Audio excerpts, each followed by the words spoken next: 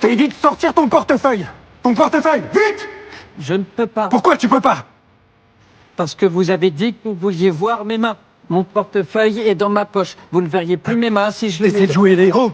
Le braqueur est complètement hors de lui. Il menace Sean sans arrêt. Mais cette pression aggrave encore plus son autisme. La jeune femme et son petit ami supplient Sean d'arrêter de provoquer le braqueur et de faire ce qu'il demande. Mais Sean est déjà trop angoissé pour entendre qui que ce soit. Hé, t'as compris? La jeune femme s'effondre soudainement au sol, profitant de la stupeur du braqueur. Un employé réussit à le maîtriser. La jeune femme blessée est immédiatement transportée à l'hôpital. Sean arrive lui aussi pour participer aux soins et le petit ami de la jeune femme le reconnaît aussitôt. Mais qu'est-ce qu'il fout là, lui? Tout ça, c'est sa faute!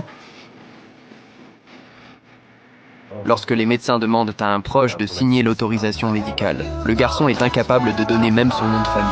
C'était leur tout premier rendez-vous, et pour une randonnée plus pratique. La jeune femme n'avait emporté aucun document d'identité. Le garçon regarde Sean en blouse blanche et continue de lui reprocher de ne pas avoir donné son portefeuille. Sean ne lui répond pas. Il se concentre uniquement sur la vérification de la poche urinaire. L'état de la jeune femme devient critique. Excrétion urinaire peu abondante.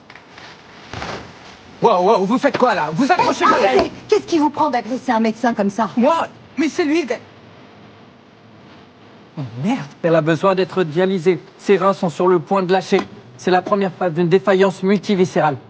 Sean comprend immédiatement qu'une hémodialyse est nécessaire, mais son état continue de se dégrader. Sean et les autres médecins lancent alors une réanimation d'urgence. Pendant ce temps, le garçon continue de douter de Sean. Mais au bloc opératoire, Sean démontre une nouvelle fois son génie médical. Grâce à des gestes d'une précision extrême, il parvient à stabiliser temporairement les signes vitaux de la jeune femme. Vous vouliez la protéger? Malheureusement, vous la connaissez à peine.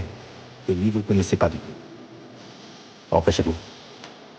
Face à la jeune femme inconsciente, le garçon finit par avouer la vérité. Depuis le début, il n'était pas intéressé par elle. Il l'avait volontairement emmenée dans cette supérette en prétextant ne pas avoir de portefeuille pour mettre fin au rendez-vous, sans jamais imaginer que cela conduirait à sa blessure.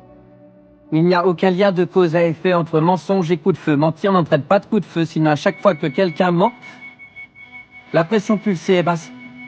Qu'est-ce que ça veut dire? Bipez tout de suite Melendez.